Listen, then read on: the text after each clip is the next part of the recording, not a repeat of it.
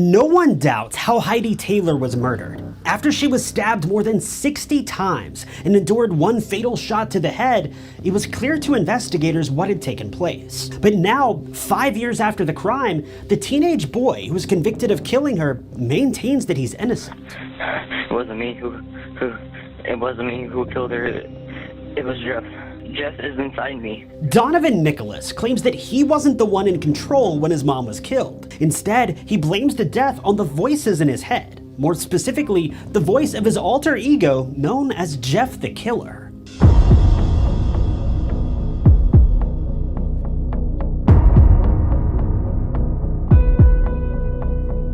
Donovan Nicholas grew up in Urbana, Ohio, alongside his mother, Heidi Taylor, his stepsister, Alyssa Taylor, and his brother, Todd. His father, Shane Nicholas, had been in a relationship with another woman in the late 90s and early 2000s, but this relationship wasn't meant to last.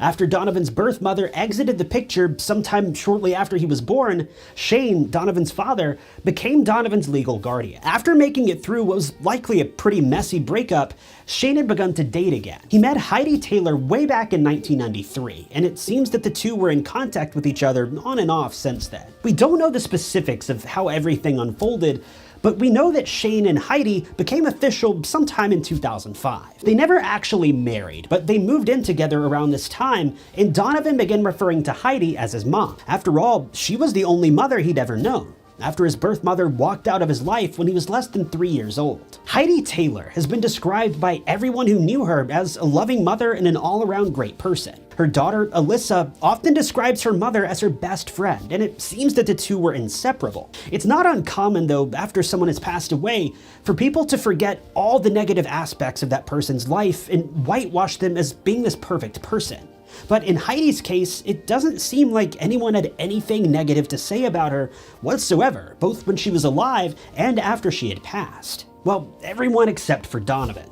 Unfortunately, Donovan Nicholas wasn't always the perfect son that Heidi and Shane had hoped for. I can't say this with any certainty, but it seems that Donovan may have held deep resentment towards his birth mother for walking out on him, as well as his stepmother for trying to do her best to fill her shoes. All we know for sure is that Heidi did her best to raise Donovan, spending as much time with him as she did her birth children. Donovan was never considered second-rate, nor was he pushed aside in exchange for the children that Heidi had naturally birthed. But for Donovan, it seemed like whatever Heidi tried, it just wasn't enough. We know that the two got into arguments on and off, but I can't tell if these arguments were frequent or if they were the typical arguments that parents get into with almost every teenager. Unfortunately, since this case began to make headlines and become more public, Shane, Donovan's father, opted out of every opportunity for an interview or a public comment.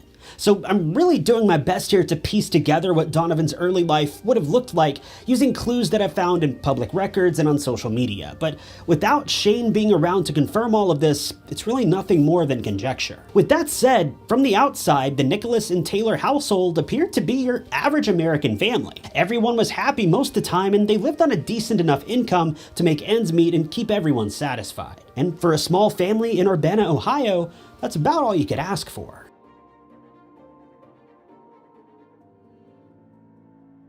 April 6th, 2017 was a day like any other for Donovan and his mother, Heidi. They were hanging out at the family's home that day, with Donovan being busy on his phone while Heidi attended to other things around the home. According to reports from prosecutors, Donovan had been texting a girl who lived out of state.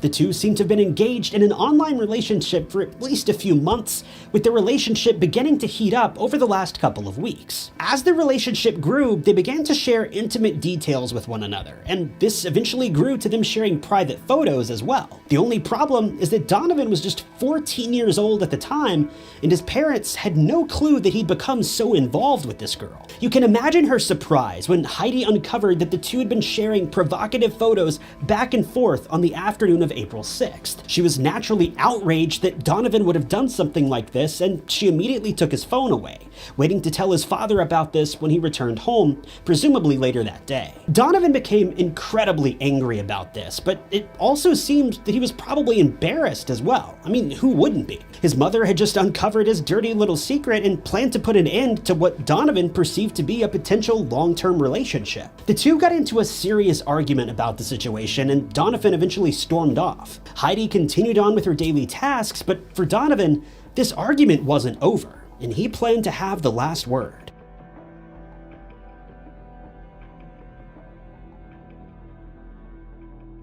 A short while later, Donovan devised a plan to get back at his stepmother. After all, in his eyes, she'd always treated him as second best.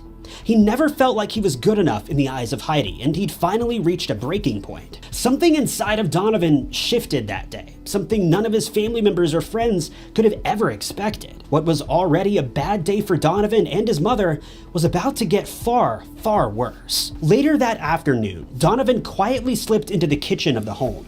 When Heidi wasn't looking, he grabbed a knife from a kitchen drawer and snuck it into the upstairs bedroom of the home. He crept inside the bedroom and hid behind the door, knowing that at some point, Heidi would come into the room, giving him the opportunity that he'd been waiting for years. Unfortunately, his plan worked. Heidi came into the bedroom just a few minutes later, completely unaware of Donovan's hiding place.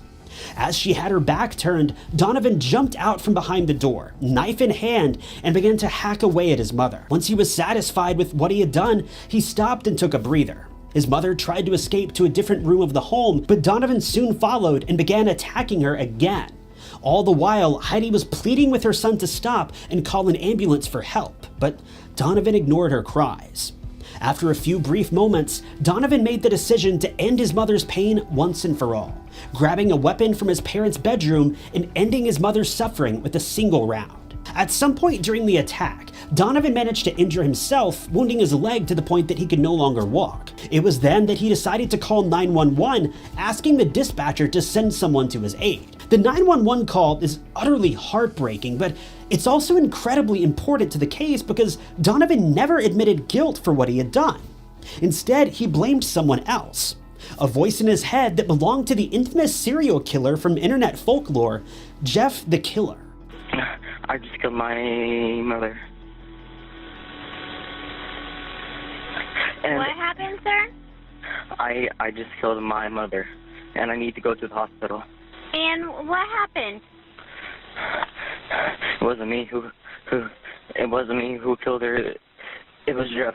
The story of Jeff the Killer first popped up online back in 2011, when a terrifying photo was posted by an amateur artist, alongside a story that documented the fictional origins of the character in the photo. According to the urban legend, Jeff was the name of a 13-year-old boy who'd been bullied all of his life. As the years ticked by, his bullies grew worse and worse, and they began to attack him in ways that are unimaginable. This all reached a boiling point one day, when his bullies attempted to claim Jeff's life. Jeff was left permanently disfigured by the bullies after they burned him, leaving terrible scars behind that made him appear similar to the Joker from the Batman film The Dark Knight. Soon after, Jeff had a mental breakdown and enacted revenge against his former bullies. But not only that, he took out his rage on his parents as well, killing them both. In a final bid to right the wrongs of his bullies, Jeff carved a smile into his own face so that he would never have to frown again. He was later picked up by police when they uncovered his crimes, labeling him as a serial killer. This is the story that seems to have led to Donovan Nicholas's belief that he had been overcome by Jeff the Killer. But this is where many investigators can't seem to agree. What happened? Who did it? Jeff. Yeah. I'm sorry, this is going to be really hard to explain, but I kind of have another person inside me. Like. Okay, are you okay? I know. I stabbed myself. What happened to your mom? He killed her. He's not. Was Donovan truly afflicted by mental illness that caused him to have these disturbing delusions? Or was he a cold-hearted murderer that simply wanted revenge against his mother after she punished him by taking his phone? He stabbed her. Then he shot her. But I swear it wasn't me. It was Jeff. Jeff is inside me. Jess is inside you? Yes. Now, let me preface by saying that I'm obviously not a mental health expert. I'm just some guy in a YouTube video. But Donovan Nicholas's 911 call seems to suggest that he may have made up the entire story about being overcome by the spirit of Jeff the Killer. He sometimes takes control. And I have no control over him. Okay, Well, where are you hurt, sir? my leg. Why did you hurt your mom, or why did Jess hurt your mom? He was always tired of her. She always did drugs, and she totally ignored me. Once she hit me, and she was just she was done. He began the call by telling the dispatcher that he'd killed his own mother. But just a moment later, he recants this confession and suggests that Jeff did it. Several people online have also been quick to point out that near the end of the call, the dispatcher asks why he did it, or rather why Jeff did it. This is where things get really creepy and change the whole narrative of the story. Nicholas tells the dispatcher, quote, "He was always tired of her. She did drugs and totally ignored me. Once she hit me, she was done." Notice how he shifts perspectives midway through that statement? He begins by saying that Jeff was always tired of her, but he ends his statement by speaking of himself in first person again, explaining how frustrated he was with his mother, and the anger in his voice is palpable. I am so scared. I didn't want to kill her. Is the people that are going to be coming in my house, are they going